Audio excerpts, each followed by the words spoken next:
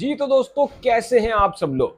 Pakistan versus Bangladesh पहला टी20 match Pakistan को मुंह की खानी पड़ी है। ऐसी कोई चमाट पड़ी है पाकिस्तान के मुंह के ऊपर कि वो जो इंटेंट वाला कीड़ा था वो मुंह के रास्ते बाहर निकल कर आ चुका है। भाई वो पता नहीं कौन से रास्ते निकला है, लेकिन बाहर निकल कर जरूर आ चुका है। क्योंकि पाकिस्तान के कप्तान आगा सलमान पोस्ट मैच में आकर कहते हैं कि शायद हमने सिंगल्स कम ली, हमने स्ट्राइक कम रोटेट किया, हमें ज्यादा करना चाहिए था।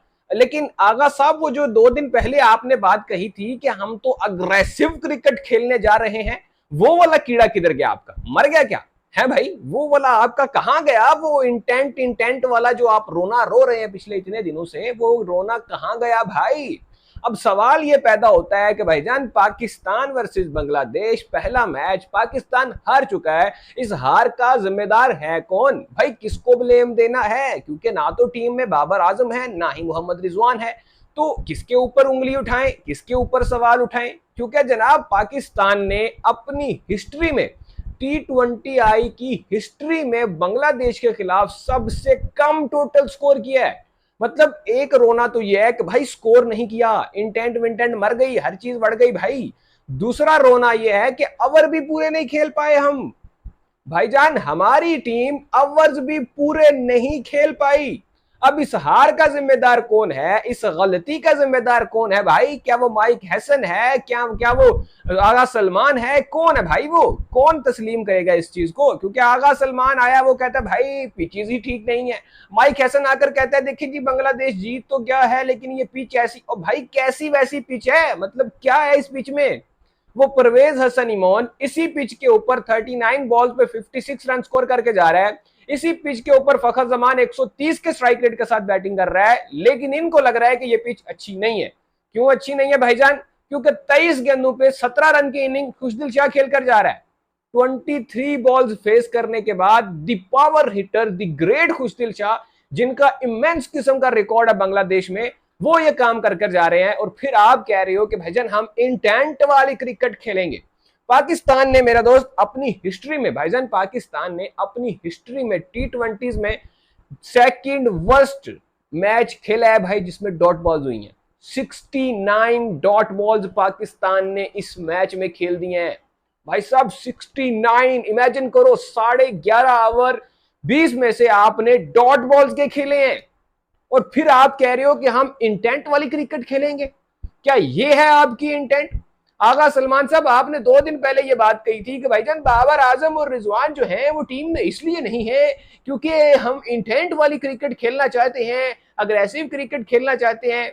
ये मेरा अग्रेसिव क्रिकेट वाला दोस्त 40 के स्ट्राइक रेट के साथ बैटिंग करके गया भाईजान। 9 गेंदों के ऊपर 4 रन बनाकर आउट हुए हैं, और ऑलमोस्ट इनका मेरे ख्याल में 40-50 का स्ट्राइक रेट था। और फिर आगे ये ज्ञान देते हैं बाद में कि देखें जी, हम तो अग्रेसिव क्रिकेट खेलने वाले हैं, हमें तो जो है ना वो बाबर रिजवान को टीम में नहीं रखना, क्योंकि भाई हम तो अग्रेसिव क्रिकेट खेलनी है। अब ऐसे खेलोगे तुम लोग अग्रेसिव क्रिकेट हैं?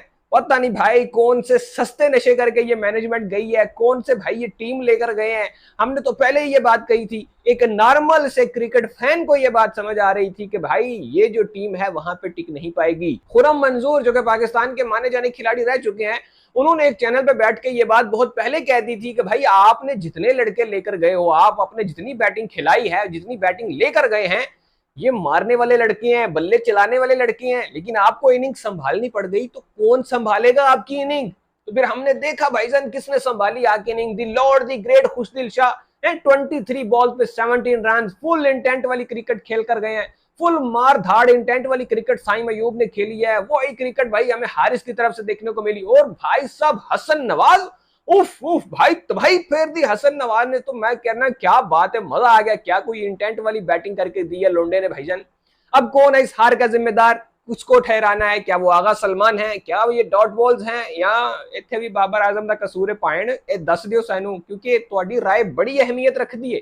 आप लोग कमेंट बॉक्स में जरूर बताना भाई कि आपको क्या लग रहा है कि इस हार का जिम्मेदार कौन है। क्योंकि भाई हाँ, मैं जो जिम्मेदार कहूंगा फिर आपने कहना भाई हिपोक्रेसी है, ये है वो है, लेकिन बात फिर वहीं आ जाती है कि कोच साहब से कोचिंग नहीं हो रही, कप्तान साहब से कप्तानी नहीं हो रही, और फिर हमारे प्लेयर से जो है वो बैटिंग नहीं हो पा रही। भाई वो इंटेंट वाली क्रिकेट नहीं देखने को मिली ना, इसी वजह से हारे हैं। वो इंटेंट वाला रोना जो रो रहे थे इतने दिनों से, वो जो चूरन बेच रहे थे कि हम इंटेंट के साथ खेलेंगे, हम उसके साथ खेलेंगे, हम इसके साथ खेलेंगे, ना वो उस रहा ना वो इस रहा।